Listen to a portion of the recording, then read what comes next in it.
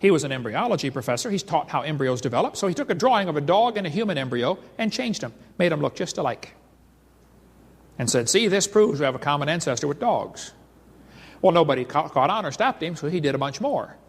He took drawings of all kinds of different animals and faked them, and he made them all look very, very similar. Haeckel made giant posters of his fake drawings and traveled all over Germany and told everybody, you ought to believe this new theory because we've got the proof right here. After all, he's a professor of embryology. He wouldn't lie, would he? And how many folks back then had microscopes to check him out? We're talking creatures about this big, you know. Haeckel just about single-handedly converted the Germans to believing in evolution, which led to the obvious conclusion, hey, if evolution is true, then maybe one race has evolved farther than the rest. I wonder who it is. Must be the Germans.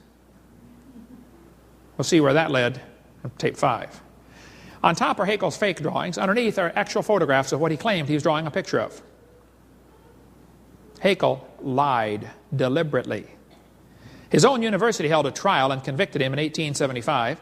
He said, I should feel utterly condemned, except hundreds of biologists lie under the same charge. Everybody else lies, so it's okay for me to lie too. Haeckel's biogenetic law is as dead as a doornail, folks. It's not true. It never was true. Proven wrong, 1875. It's not true. He was convicted of fraud. His own university held a trial and convicted one of their own professors of lying. But his drawings are still used in textbooks in your county tonight. Proven wrong 125 years ago. Darwin wrote his book, 1859, he predicted evidence would be found. 1869, Haeckel faked the drawings. 1875, he was convicted of lying. But his drawings are still in textbooks 125 years later. Now, I know it takes a while for textbooks to get up to date. But I think 125 years is long enough. They're still teaching this stuff in textbooks all over the world. This one says, if proof of evolution from a common ancestor because of the gill slits on the human. This is simply a lie. Here's a year 2000 textbook teaching it. 2001 junior high textbook. The similarities provide evidence that these three animals evolved from a common ancestor. What similarities, teacher? Don't you see they have tiny gill slits? Folks, this is a lie. Why are we still teaching this to our kids? Here's a 2000 college textbook. Similar, humans and fish embryos resemble each other because humans and fish share a common ancestor. This college textbook says the human has gill pouches. Biology, Arms in Camp, one of the worst ones there is, shows a 5 to 6 week embryo, but then it says by 7 months, the fetus looks like a tiny normal baby, but it's not. It's not a baby at 7 months. Hello? It's a human at conception. Every doctor knows that. 34% of babies born at 5.5 months are going to survive. Maybe you heard about the lady that had surgery on her baby before it was born. They cut the mother open, cut the uterus open, and there's the baby holding the doctor's finger, 5 months along. Let's see, the angel of the Lord said, behold, thou art with fetus. No, I believe he said you are with child, didn't he? Hey, did you know it's a child before it's born? God knows that. Get more on the embryology lie on the book Icons of Evolution. Why do they keep this in the textbooks? That's the only way to justify abortion. They want you to think it's just a fish or an amphibian. You're not killing a child, you're killing a fish. That's why it's in the books, folks. Somebody wants to reduce the population of our planet. His name is Satan. Cover more on that on video number 5 about the effects of this evolution teaching. I live in Pensacola. You might have heard of my town. We've had 2 doctors killed that were doing abortions. Several clinics blown up or burned down. I didn't shoot any doctors and I didn't blow up any clinics, okay? And I don't think Jesus would do it that way either. He grew up under Roman control, you know. He didn't go around blowing up tanks and burning down bridges. But the doctors were murderers, plain and simple. When the first doctor got shot, I happened to be preaching in Fort Lauderdale. The next day I was flying home, anyway, and right in front of me on the airplane were 2 women from NOW, National Organization for Wild Women. They were upset, boy, they were going to go march around Pensacola, you know, protesting this doctor getting shot, Dr. Gunn. As we got off the plane, I noticed on their shirt they had in huge block letters, choice above all. So, being my mild-mannered self, I said, excuse me, ma'am, what does this mean, choice above all? She said, we believe a woman ought to have a right to choose. I said, choose what? She said, choose to have an abortion. It's her body, you know. Well, yes, ma'am. If she wants to abort her body, I suppose that's fine. But it looks to me like she wants to abort somebody else's body. You know, when you consider half of them are male, it's not her body. Think about it. I said, ma'am, I'm kind of curious about this. I have 3 kids, 1 of each. I delivered one of my kids at home. I taught biology and anatomy. I used to raise hamsters. I'm kind of familiar with how this works. I said, tell me, why does the woman's right to choice stop at birth? Why don't we let the mother kill the baby after it's born? It'd be a lot safer and simpler. By the way, that's what Peter Singer wants.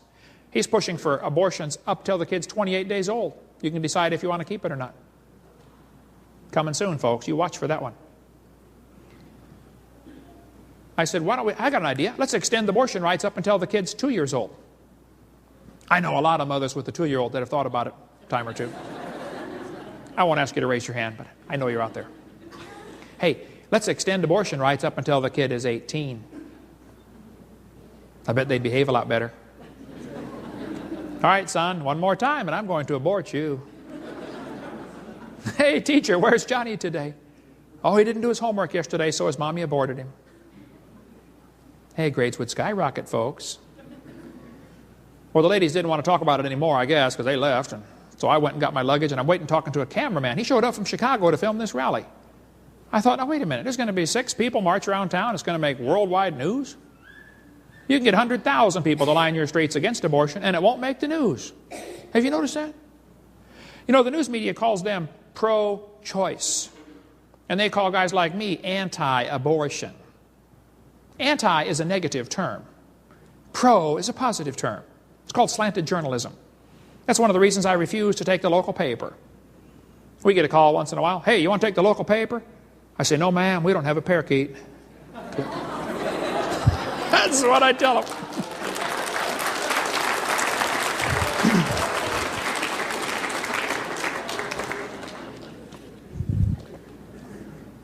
The news media always slants it to the liberal cause. Probably because they're just about all getting owned by a few people now, the Gannett Press and these guys. But when the kids got shot in Colorado, right away they jumped on the gun control issue. Did you notice that? Look, if kids keep getting shot in our schools, maybe there are some other issues to discuss, like should we have public schools? Or should we teach them evolution? That's what caused the shooting at Columbine. The boys made a tape before the shooting. They said, he doesn't deserve the jaw evolution gave him. Look for his jaw. It won't be on his body. They did the shooting on Hitler's birthday on purpose. They shot Isaiah because he was black. Eric's t-shirt said natural selection.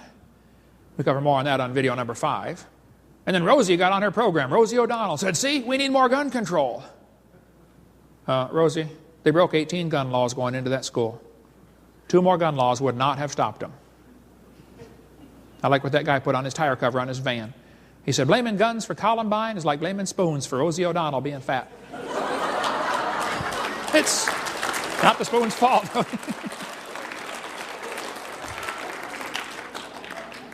You know, if kids keep getting shot in our schools, maybe the issue we should discuss is certain criminals ought to be publicly executed. Or maybe we should discuss the issue, should all law-abiding citizens be required to carry guns to protect themselves? Yeah. Somebody sent me this button as a joke. Proudly unarmed.